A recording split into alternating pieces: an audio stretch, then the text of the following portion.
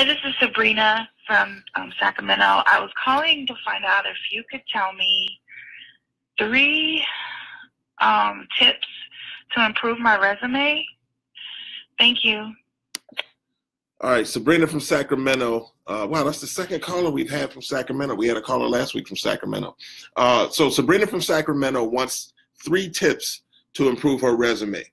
Let's see here. So what I'm going to suggest, I've been doing a lot of work looking at the way people are constructing resumes now and what's successful and what hasn't been successful. I teach a class called Connect to Work. I teach a class called Grow, and I'm getting ready to start teaching a class called New Choices. And pretty much all those classes will require me to work with and or create resumes for people.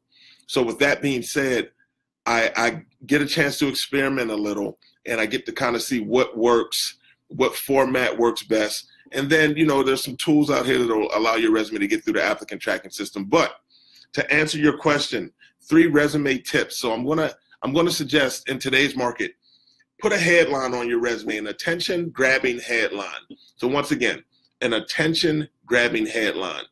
Studies show that recruiters spend about 6 seconds looking at your resume. So it's really important to catch them at the top. You have to catch them quick and you have to catch them fast. So sometimes if you can put a headline that explains exactly what it is that you do. So let's just say you are a research and development associate, right?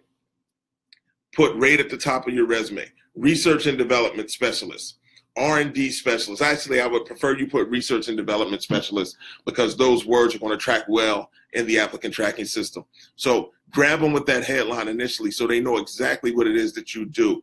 And then right under that, I would probably have some bullet points that list key attributes that are probably associated with the position and or position description that allows the recruiter to see that you are a viable candidate. So outside of that, I see a lot of people put a ton of information on their resume. I don't want you to do that. I want you to have some white space on your resume. So an attention-grabbing headline, some white space, space it out, use bullet points. Let your resume breathe a little. Make sure the font is the right size. Don't use anything under a 10. And that's my opinion. You shouldn't make it too small. We do not want to read 8 fonts and 9 fonts. It's just too tight.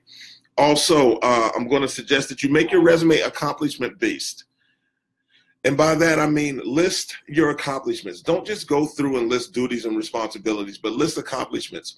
If you've won any awards or if you were part of a team that was successful in a certain initiative, list that information. Or if you led a team that was extremely successful and added value in one way or another, saved the company money, earned the company money. Any accomplishment-based things that you can think of, put that on your resume. Definitely grabs the attention of the recruiters and hiring managers. And also, please make sure you quantify things on your resume. A lot of people wonder, well, Ken, what do you mean quantify things on the resume? Put numbers. Your eyes are drawn to numbers. So if you can put numbers, it actually draws the eye to that information, but also it gives a real clear idea of your impact. You know, did you answer, let's just say, even if we were talking about a standard receptionist opportunity, did you answer 20 calls a week or did you answer 200 calls a week? You see what I mean? When you can add some impact or add an impact statement, you really change the face of the resume, and hopefully you'll position yourself to be successful in getting in front of the actual hiring manager or HR person for an interview. So hopefully that was some help. There were 3 things: attention-grabbing headline, white space. Actually, I gave you 4 things: quantify and accomplishment-based statements. All right? Thanks a lot for calling. I really appreciate it.